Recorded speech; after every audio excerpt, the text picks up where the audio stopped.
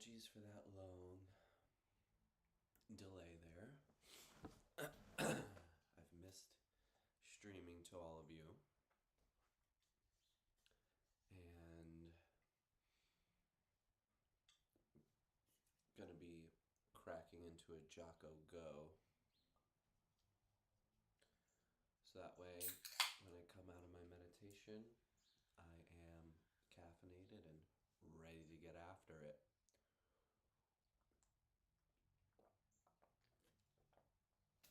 Okay, gonna be doing the UCLA complete meditation instructions this morning. Let me check audio levels here. Begin this meditation by finding your meditation posture. Comfortable yet upright. How's that sound? Relaxed, present. You can notice your body seated here. Noticing the weight and movement and touch. Letting your attention sink into your body, feeling it as though from the inside. Relaxing. And then exploring what is here, what is true for you in this moment.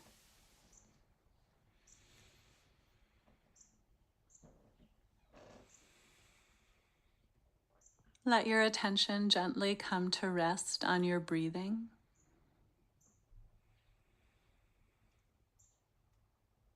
Your breath is your anchor, and it's the focus that you can always return to. It's your home base.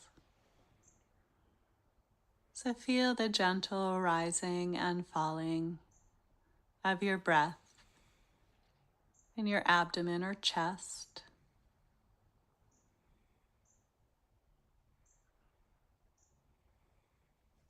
Or the in and out sensations located at your nostrils.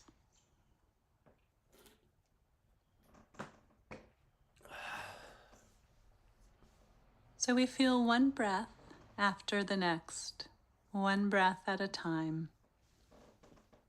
with a curious attention.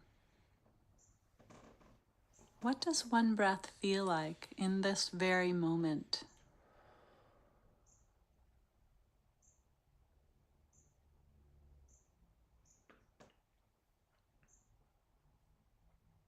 Now we can also open our attention to a variety of other experiences when they become predominant or obvious,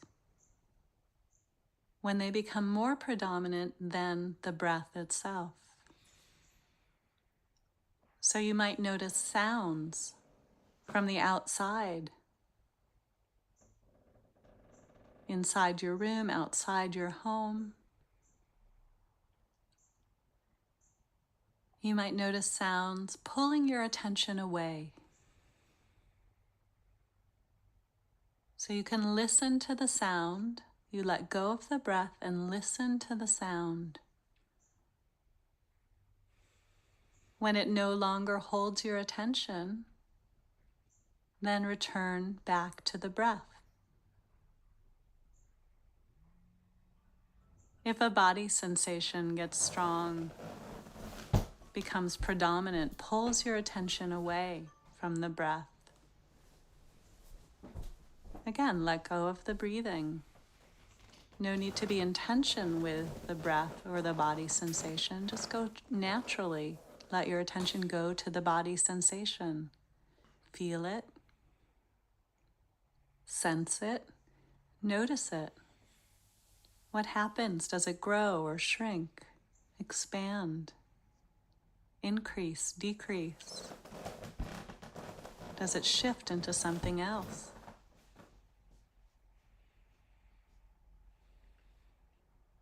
When it no longer holds your attention, come back to the breathing. The simplicity of the breath It's always available to you.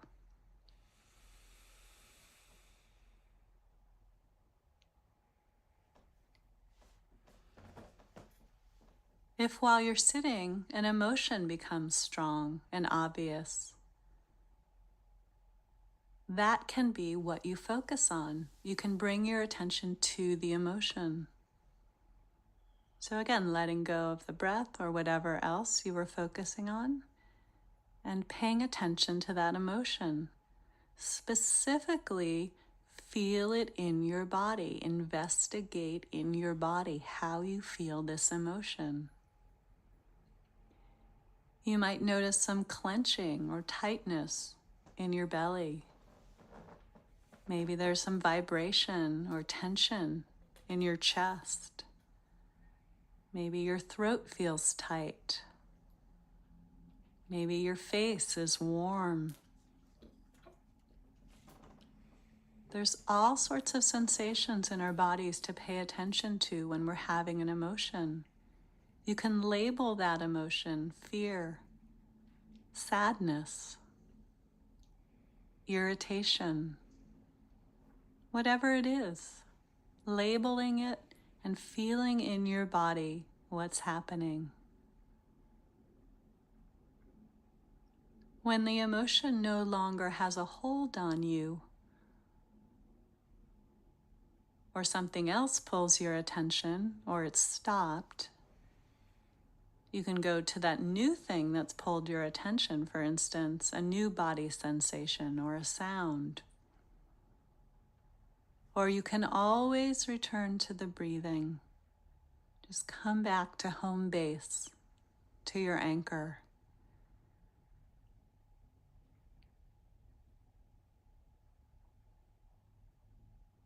Now, if thoughts become obvious, sometimes thoughts are just in the background, in which case there's nothing to do really, just stay with being with your breath. Sometimes you notice that you're lost in thought, and you can use the word thinking or wandering, and then return your attention right back to your breath. But if a thought is repetitive, you can begin to label the thoughts: worrying, planning, remembering. Sometimes in the act of labeling them, they disappear. Sometimes they continue on. If the thought keeps going in a repetitive way, you might check into your body and see if there are body sensations to notice.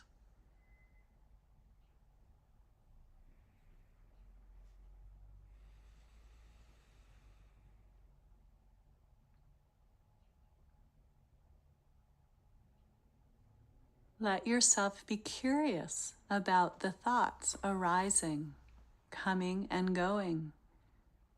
If it feels like too much, always return to the breath.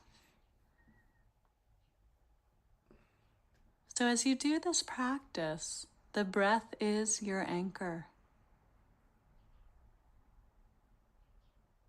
And no matter what's happening in your awareness, whether it's sounds or body sensations, or emotions or thoughts, you can always find that place to return to.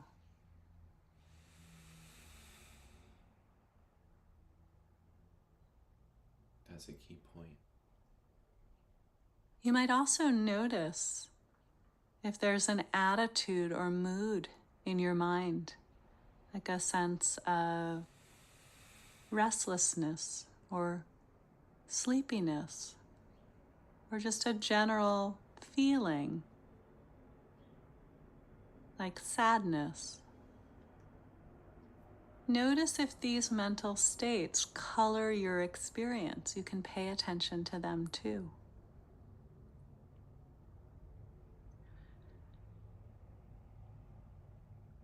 So we'll sit together now in silence, remembering to keep your attention mostly focused on your breath. And then if a sound or body sensation, emotion, thought, or obvious mental state or mood, if they become evident, predominant, let go of the breathing. Notice whatever it is that's happening. When it's stopped or no longer holds your attention, return to the breath. And just relax and have fun. Be curious.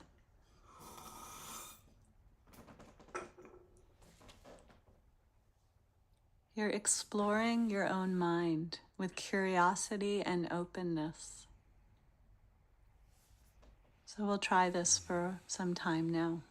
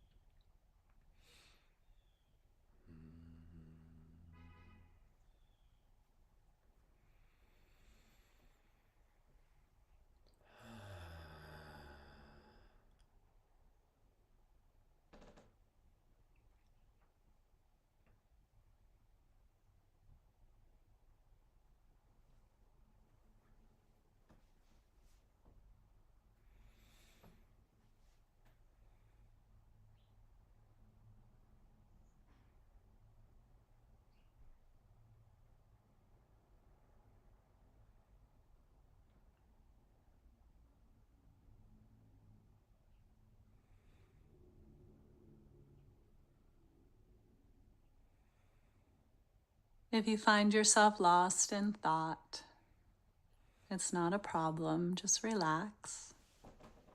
Notice your thinking and really kindly return your attention right back to whatever is happening in this present moment. You might find that you move from one thing to the next. There's a sound, a body sensation, a thought, an emotion, and then a return to your breath. Trust in this natural flow of your experience as we relax and witness with curiosity our life unfolding in front of us. Hmm.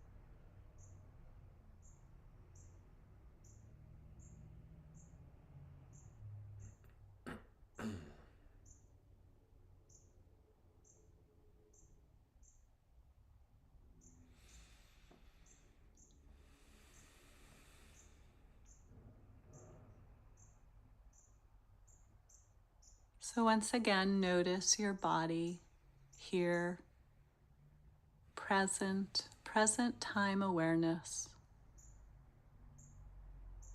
feeling your weight, posture, shape.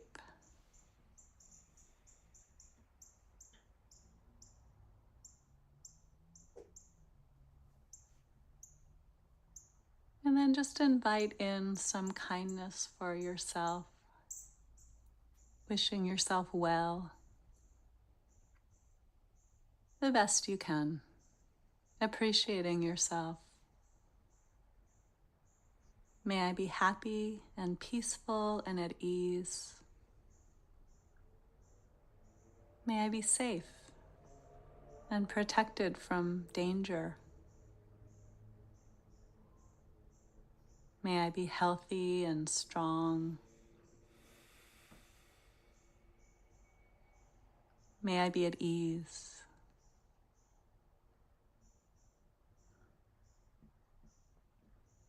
May we all be happy and peaceful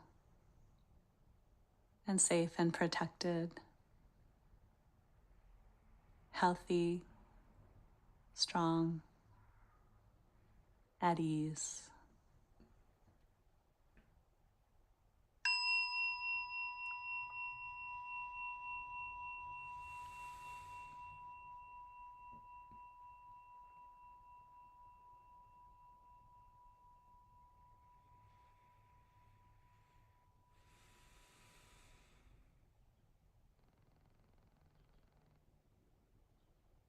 Okay. So, I am in a new place, and it has been a while since I've meditated, and even longer since I've streamed here. And that's usually what I do, is to get back into it. I make sure I lower the threshold of commit,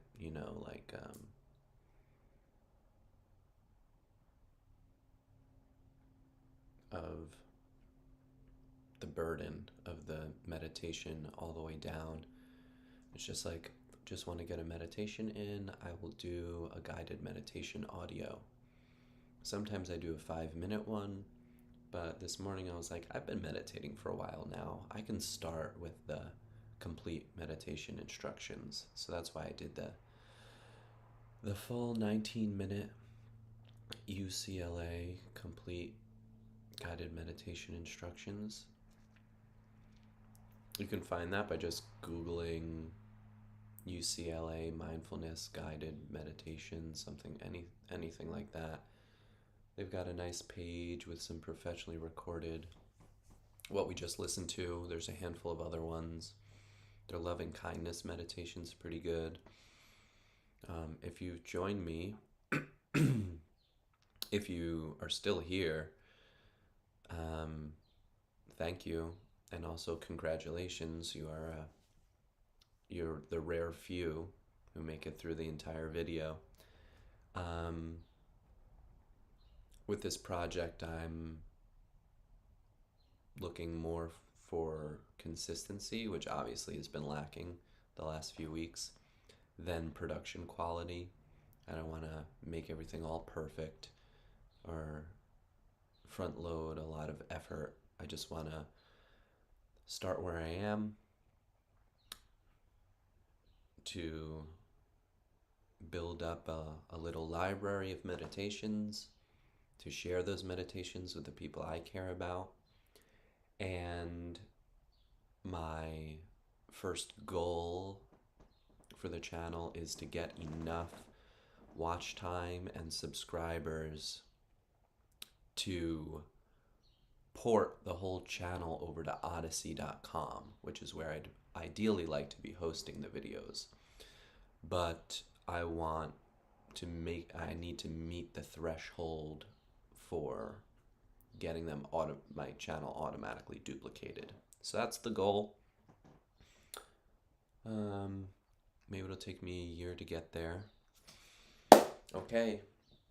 Wouldn't want to end this stream without indulging in your favorite part of your day. The simultaneous sigh, the thing that makes everything better. And you already know why. All you gotta do is breathe in, let it out, all together. Here it goes. Simultaneous sigh. Ready?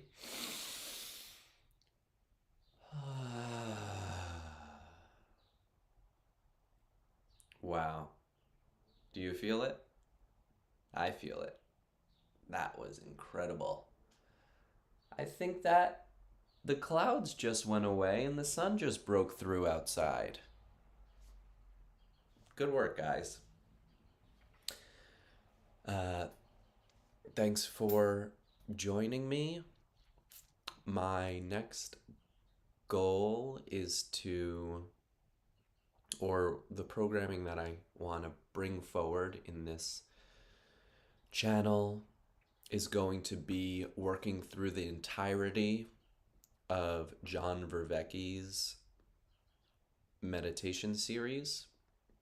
Now, what I'm going to be doing with that is off stream, do the meditation, listen to his guidedness, and then refine it down. I don't want to be talking or explaining the process to you. I literally just want to come on camera and say, do X, Y, Z.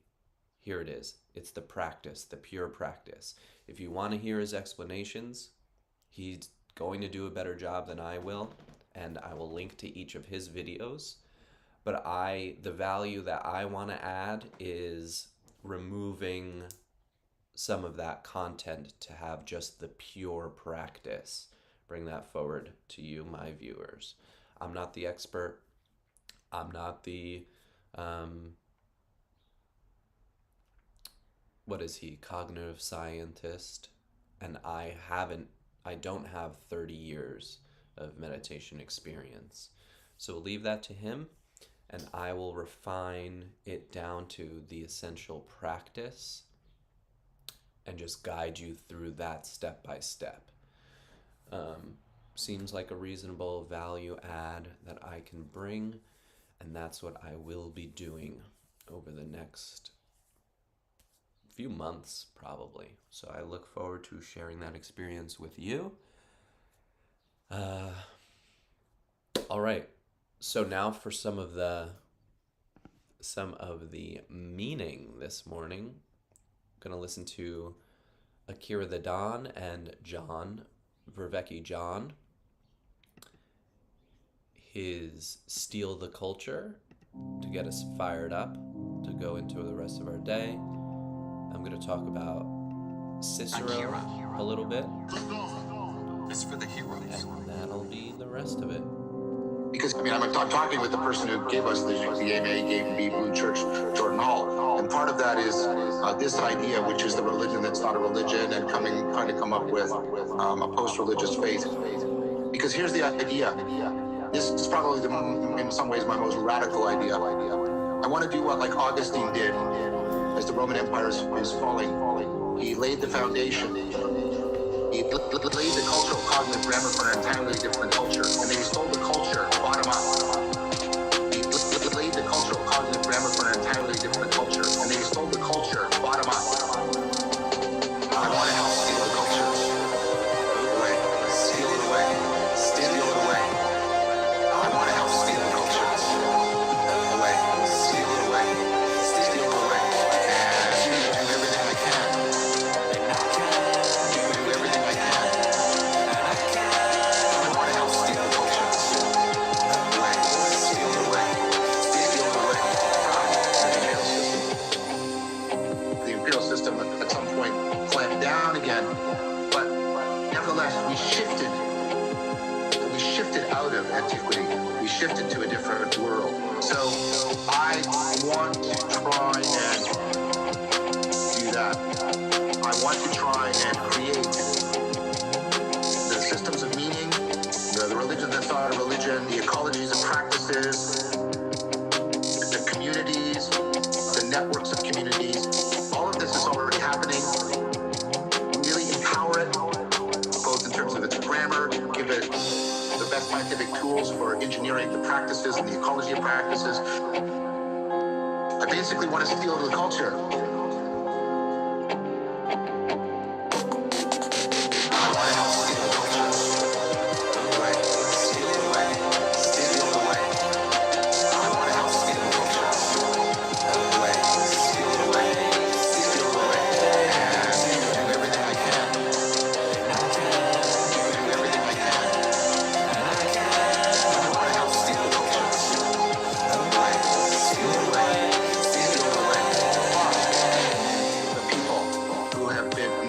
Us for such a very long time.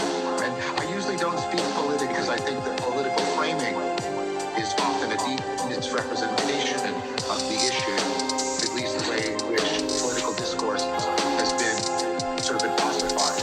It's been ossified in ways that make choice no longer really relevant.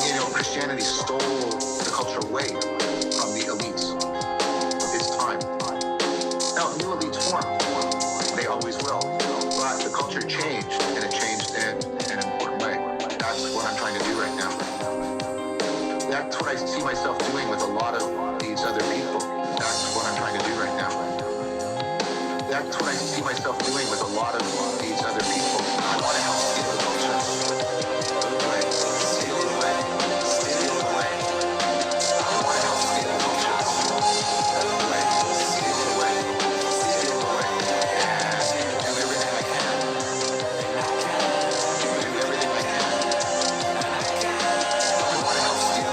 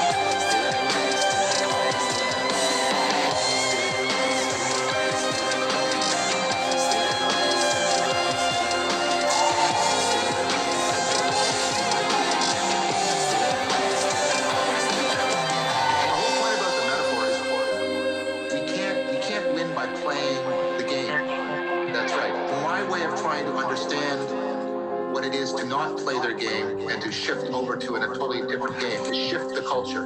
It's to steal the culture. The only thing I can get from history that's been able to do that are religions. But for reasons that I've articulated, I don't want, it's not personally, I mean in terms of the functionality, I don't think the standard model, the axial age model of religion is going to do what we need in order to steal the culture as deeply as we need to steal it.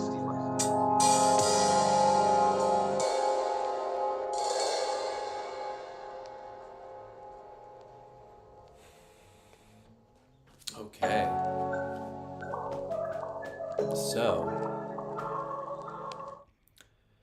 what I'm reading right now, Cicero, Selected Works.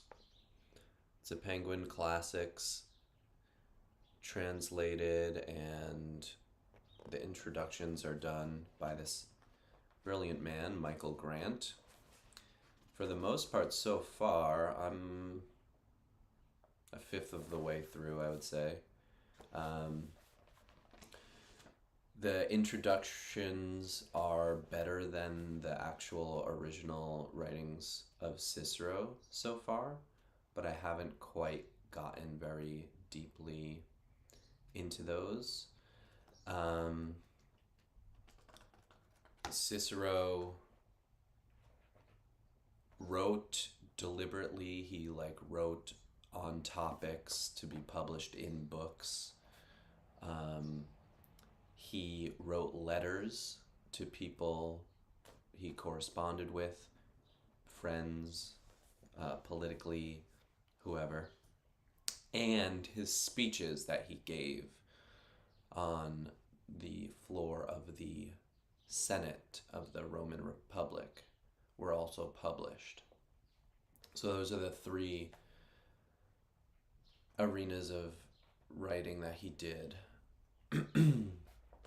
He wrote books, he wrote letters, he wrote speeches. And it's very, very, very interesting. Again, the repeating theme throughout my classical reading is frustration and validation. I will give a more comprehensive book review on this, which I believe I will be streaming on this channel and my personal Facebook page. So I'll